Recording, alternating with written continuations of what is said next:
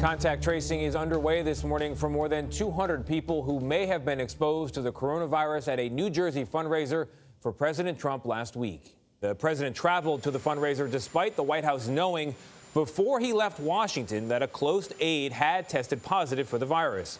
A Republican official tells CBS News that the site was professionally cleaned and sanitized, but it is still unclear how many guests received a coronavirus test before the event.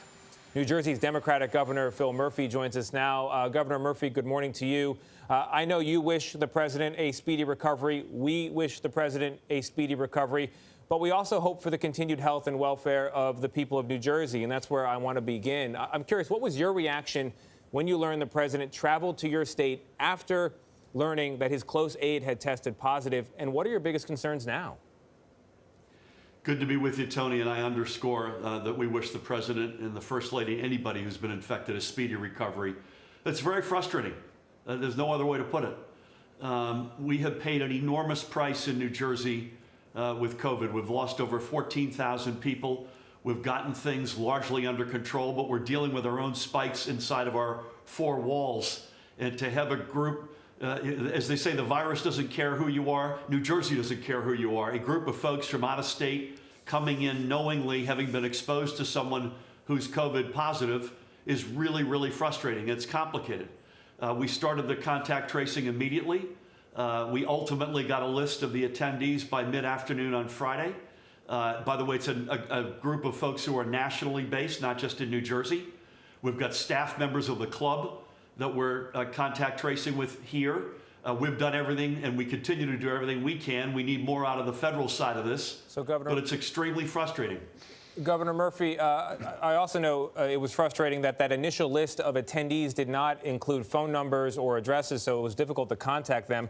Now that you are attempting to contact them, have you found any evidence of a COVID spread? To the best of my knowledge, no. I was just on with our health commissioner this morning, but there's a big but here. And you had a discussion just prior to my coming on here that addressed this. It could be days. This virus takes a number of days to incubate. So the notion of, hey, I got a test after I heard this and it came back negative so I can go on my merry way, that's not how this works. Anybody who was associated with that fundraiser, regardless of where they live, have got to take themselves off the field. You self-quarantine first and foremost, then after sort of 5 to 7 days, you get a test. You still self-quarantine, but you probably get another test, but you got to take yourself off the field. Exactly right, Governor Murphy. Were you given a heads up that there had been an issue in your state, or did you hear about it on the news like many of us did? Yeah, Gayle, I did not get a heads up, unfortunately. Do you think you should have gotten a heads up under the circumstances? I think, Gayle, the thing that should have happened is nobody should have come to New Jersey. That trip should have been canceled. We're all doing meetings virtually. I'm doing fundraisers. We're all doing things that allow us to have some amount of virtual intimacy. That's what should have been done here. The trip itself was the wrong decision at every level. Yeah, you know what I keep hearing, that we all wish the president and the first lady a speedy recovery. That's absolutely true. But I'm also hearing people are angry that they're even put in this position. Do you think the anger is justified, and that maybe this will be a wake-up call for even the president of the United States? I think yes to both. I think people have a right to be upset and angry, particularly folks who have been doing all the right things every step of the way.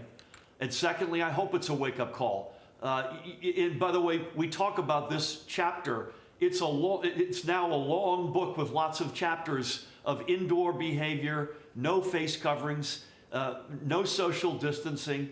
That it can't go on. I hope to God finally this gets through to everybody. No matter where you live, no matter what your party, that you got to do the right thing.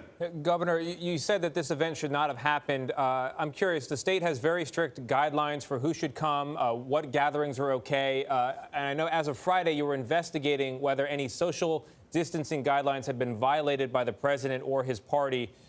Is that investigation ongoing? What are the findings? Yeah, that would not come from my office. That would be a law enforcement matter, the Attorney General, there's a lot of attention right now on the event. I'll leave it at that. Part of this apparently was indoors, and so we all know the virus is a lot more lethal inside than it is outside. But this entire event and everything associated with it is troubling, and it is being followed up on as best we can and as aggressively as we can here in New Jersey. I know you've been in contact with your predecessor, Christie, who was also diagnosed with COVID. What can you tell us about how he's doing without breaking any confidence that the two of you share? Yeah, we wish the governor and his first lady nothing but a speedy recovery. The governor and I exchanged notes over the weekend. He knows we're here for him. Beyond that, I don't have any insights. It's been widely reported that he, as a precautionary matter, checked himself into a hospital, and he is in our prayers as well. All right, Governor Murphy, thank you very much. We appreciate you being with us today. Thank you, Tony. Thank you, Gayle. Thank you.